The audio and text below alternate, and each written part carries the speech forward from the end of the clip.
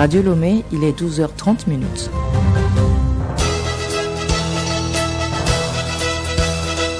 Le journal Léontine Atoguima.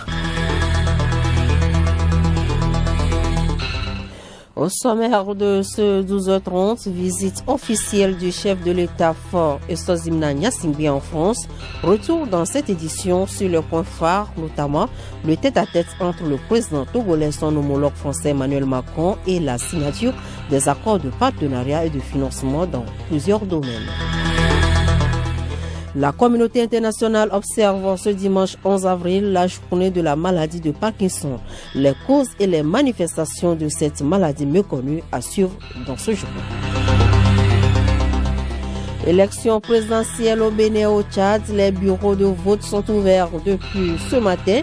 Les électeurs béninois choisissent leur président entre 3 candidats, dont le président sortant Patrice Talon, pendant que les Tchadiens élisent leur président parmi 7 candidats, dont Idriss Déby qui brigue un 6e mandat.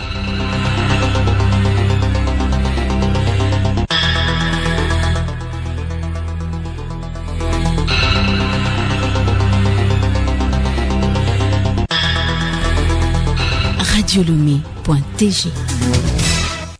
Mesdames et messieurs, bonjour et merci de nous choisir pour vous informer. Retour sur la visite officielle du chef de l'État en France, Faure Estozimna Gnassingbé, a séjourné pendant 3 jours dans la capitale française à l'invitation de son homologue français Emmanuel Macron. Au cours de son séjour, le président de la République togolaise a reçu en audience plusieurs personnalités françaises. La rencontre phare de ce voyage, le déjeuner à l'Élysée entre Faure Gnassingbé et Emmanuel Macron. Le point du séjour du chef de l'État à Paris avec Solim Lemou. La rencontre du président togolais avec son homologue français qui s'est déroulée dans une ambiance très chaleureuse s'est soldée par une identité des points de vue entre les deux hommes sur la plupart des questions évoquées, que cela soit sur le plan bilatéral ou régional. S'agissant des questions liées à la sécurité dans la sous-région ouest africaine, le chef de l'État français apprécie vivement l'engagement du Togo pour le rétablissement de la paix et la sécurité dans toute la sous-région et dans le Sahel. Une appréciation qui rappelle le leadership du président togolais qui joue avec grande modestie le rôle du maître du Sahel. L'attractivité du Togo qui s'est employée ces dernières années à opérer des réformes hardies dans le domaine du climat des affaires est confirmée eu égard au grand nombre de dirigeants de grands groupes reçus par le chef de l'État togolais. Tous ont exprimé leur volonté d'investir au Togo, vu que le pays affiche une trajectoire économique très intéressante du point de vue opportunité. Solim, le Togo et la France ont signé en tout 4 accords, un protocole d'accord sur le dispositif Talent en commun, signature de 2 conventions dans le domaine de l'énergie pour un montant de 105 millions d'euros et une signature de convention de crédit entre l'Agence française de développement FD et le Togo. Ceci grâce aux fructueux échanges avec plusieurs personnalités françaises reçues en audience par le chef de l'État. Tout à fait. Au cours de son voyage à Paris, le président de la République s'est entretenu avec plusieurs personnalités françaises. Un seul point commun se dégage de tous ces entretiens accordés à ces différents interlocuteurs, tous hauts dirigeants de grands groupes, de grandes sociétés, de grandes entreprises évoluant dans les secteurs de l'industrie, des infrastructures, de l'énergie, de l'eau et du numérique, des secteurs vitaux, somme toute pour le développement de l'économie togolaise. Tous, unanimement, reconnaissent l'attractivité du Togo et surtout le dynamisme du président togolais dans sa volonté manifeste de transformer son pays de fond en comble sur le plan économique et social et d'en faire un hub logistique. Ces facteurs importants motivent la décision d'investir et de faire des affaires au Togo pour certains et pour d'autres d'augmenter la taille de leur investissement.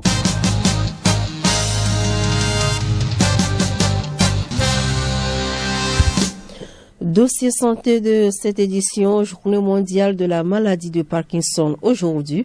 Cette maladie est une affection dégénérative rare avant 45 ans et touche le plus souvent les personnes âgées de plus de 65 ans. La lésion fondamentale est la dégénérescence d'un certain type de neurones, les neurones dopaminergiques. Ces neurones produisent de la dopamine qui est une des substances neurotransmettrices du système nerveux. Elle intervient notamment au niveau des neurones responsables du contrôle des mouvements du corps. Il y a lors de la maladie de Parkinson un déficit en domaine dans le cerveau, en dopamine dans le cerveau, et cela se manifeste par des troubles des mouvements. La cause précise de la maladie de Parkinson est encore inconnue. De très rares cas sont héréditaires et dans ce cas, ce sont des maladies de Parkinson survenant chez des sujets très jeunes. De même, aucun facteur de risque n'est connu avec certitude, notamment aucun facteur alimentaire ou infectieux n'a été reconnu. Le début de la maladie est insidieux, réduction de l'activité, fatigabilité anormale, douleur mal localisée, difficulté d'écriture, tremblement d'une main, raideur fluctuante, etc. Lutte contre le coronavirus, parlons des mutations du virus. Le variant anglais a été notifié par l'Organisation mondiale de la santé dans 130 pays le 30 mars dernier dans le monde, dont le Togo. Selon une étude anglaise de British Medical Journal, sa dangerosité serait de 60% plus contagieuse et causerait plus de formes sévères. D'où des appels au respect scrupuleux des mesures barrières et surtout à observer plus de 2 mètres de distanciation. Médecin commandant Kolo Malawe, biologiste immunologue au CHU Campus, insiste sur les mesures sanitaires à observer. Nous avons actuellement le variant britannique qui circule au Togo et donc, par conséquent, nous avons un risque de contamination plus élevé parce que c'est sa caractéristique. Il augmente le risque de contamination et donc, pour celui-là, on recommande 2 mètres de distance. Mais nous savons que ce n'est pas toujours possible. C'est pourquoi le port du masque doit être associé à la distanciation lorsqu'elle n'est pas possible pour pouvoir éviter la contamination. Et troisième mesure, c'est le contact avec nos mains. Et donc, à ce niveau, on nous demande d'aseptiser nos mains en faisant le lavage des mains régulièrement avec de l'eau et du savon ou utiliser le gel hydroalcoolique. Mais je voudrais rappeler que le savon et l'eau, c'est plus efficace que le gel hydroalcoolique. Donc, on peut utiliser les deux, mais si on peut se laver les mains, c'est encore mieux. Face à une telle virulence de la pandémie, nul n'est à l'abri. Seul le respect des mesures barrières et la vaccination peuvent nous sauver. Nous retrouvons le médecin commandant Kolo Malawe. J'entends des gens dire que, mais voilà, on vaccine depuis 1 mois aujourd'hui, jour pour jour, et on voit encore de nouveaux cas qui flambent et tout cela. On ne peut pas juger de l'efficacité de cette vaccination à partir du moment où on n'a pas atteint l'immunité collective, c'est-à-dire que 60% de la population soit vaccinée, sinon au moins plus de la moitié de la population est vaccinée. En ce moment, on peut espérer que le virus circule très peu. En tout cas, le nombre de contaminations va être réduit de façon très drastique. Donc, c'est notre responsabilité à nous tous de nous protéger d'abord et de protéger nos voisins. Donc, chacun doit faire l'effort d'aller se faire vacciner pour que ensemble nous puissions gagner cette bataille, que nous puissions reprendre une vie presque normale. La situation de la maladie à coronavirus au Togo à la date du 10 avril 2021, 133 des 2103 personnes testées hier sont positives, portant le nombre total de cas positifs à 11 947. Le nombre total de décès reste inchangé à 116 et le nombre de cas actifs est de 2641. Un total de 290 782 tests de laboratoire ont été effectués sur toute l'étendue du territoire national. Suivons à présent avec Geneviève Pognon ce communiqué du ministre des Transports routiers, aériens et ferroviaires. Dans le cadre de la riposte contre la propagation du coronavirus dans le Grand Lomé et ses environs et dans le souci de protéger les acteurs du transport routier contre le Covid-19, le ministre des Transports routiers et aériens et ferroviaires invite tous les conducteurs de véhicules de passagers, à savoir les taxis motos et midjans, les taxis brousses, les taxis villes, les minibus, les bus, les cars, etc., à se se présenter dans les centres de vaccination munis de leur carte d'identité, passeport ou carte d'électeur pour bénéficier de leur première dose de vaccin contre le coronavirus. Au regard de la propagation vertigineuse du virus et de la multiplication des cas de malades, le ministre des Transports routiers, aériens et ferroviaires exhorte tous les conducteurs à se mobiliser pour la réussite de cette opération de vaccination. Le ministre des Transports routiers, aériens, ferroviaires compte sur la compréhension et le civisme de tous les conducteurs dans la lutte contre la pandémie de coronavirus au Togo. Notez bien, le conducteur en se vaccinant protège en même temps le passager. Le journal Léontine à Togima.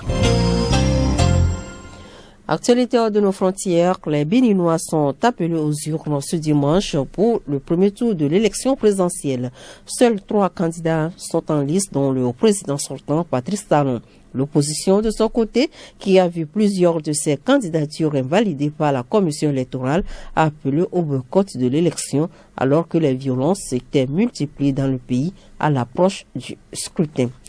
Au Tchad, l'opposition a également appelé au boycott de la présidentielle qui se déroule aujourd'hui avec 7 candidats en liste, dont le président Idriss Déby qui brigue un 6e mandat.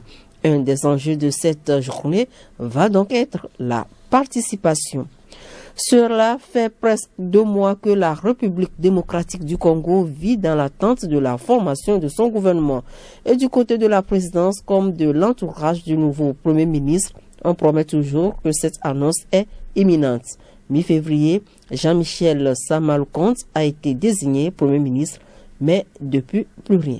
Salim Lumou. Plusieurs facteurs expliquent la situation de blocage dans laquelle se trouve le pays en dépit de la désignation de Jean-Michel Sama-Lukonde.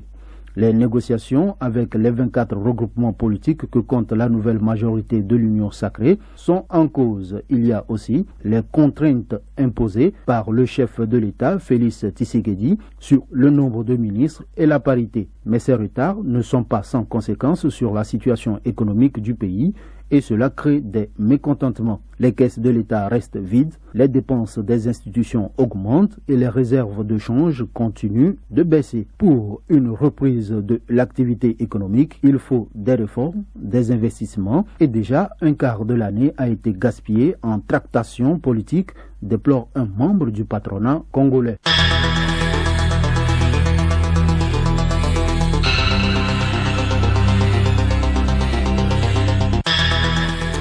Mesdames et messieurs, ce journal se referme. Merci de nous avoir suivis. Le rappel des titres, visite officielle du chef de l'État Faure Eswazimna Gnassingbé en France.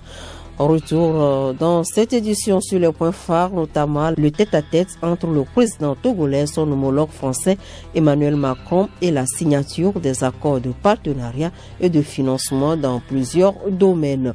Élection présidentielle au Bénin et au Tchad, les bureaux de vote sont ouverts depuis le matin.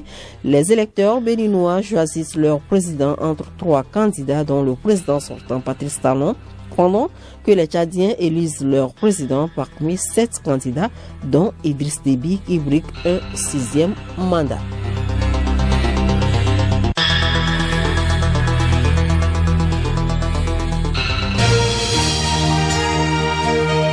Radio Lomé, boîte postale 434, email radiolomé@radiolomé.tg.